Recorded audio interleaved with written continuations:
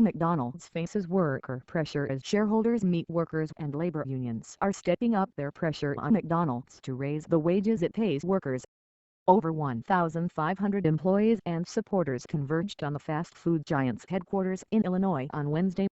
Larger protests are planned for Thursday morning, before the company's annual shareholder meeting.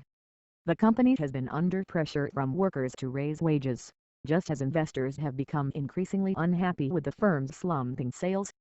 Customers in the company's biggest market, the U.S., which is responsible for 40% of its operating income, have been increasingly foregoing McDonald's and other fast food restaurants in favor of so-called fast casual chains like Shake Shack and Chipotle. That has caused the firm's share price to sink, and led to grumbling amongst shareholders, who will vent their frustrations with McDonald's management on Thursday behind closed doors. McDonald's has banned media from attending the meeting.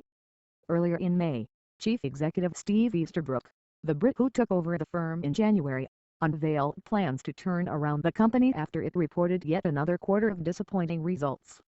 McDonald's is facing pressure on all sides, from customers, investors, and increasingly, workers.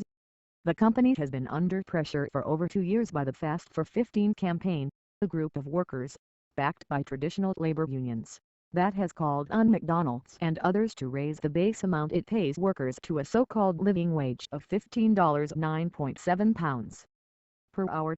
The current U.S. federal minimum wage is $7.25, but some states and cities, most notably Los Angeles, have higher minimums.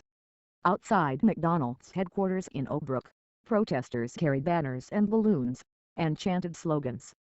"I've been working at McDonald's for the last 23 years and I'm still living in poverty," Tyre Johnson told the BBC at the protest.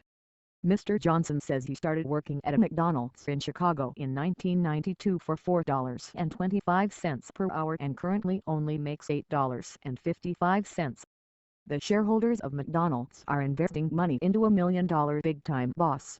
Why can't they invest that money into the workers? He added. McDonald's, for its part, dismissed the protesters. Today's protest in Oak Brook is the latest instance in an $80M publicity campaign organized and paid for by the Service Employees International Union and its members, said the company in a statement. McDonald's and its more than 3,000 independent franchisees are standing strong and together in the face of this union attack. However, McDonald's has already said it plans to raise the wage it pays workers to above $9 per hour, and several other firms, including Walmart and Target, have said they will increase their hourly minimums in the wake of the protests. Part of the move, experts say, is that as the U.S. economy recovers, large firms have to increase their base wages to keep workers. But the companies also face mandatory wage increases in the several states and U.S. cities that have voted to raise the local minimum wages since 2014. On Tuesday, Los Angeles became the largest U.S. city to boost wages, voting to increase the minimum wage in the city to $15 per hour by 2020. Experts say that amounts a dollars to dot for BN wage increase to over 500,000 workers in the city. This really is a watershed, Ken Jacobs,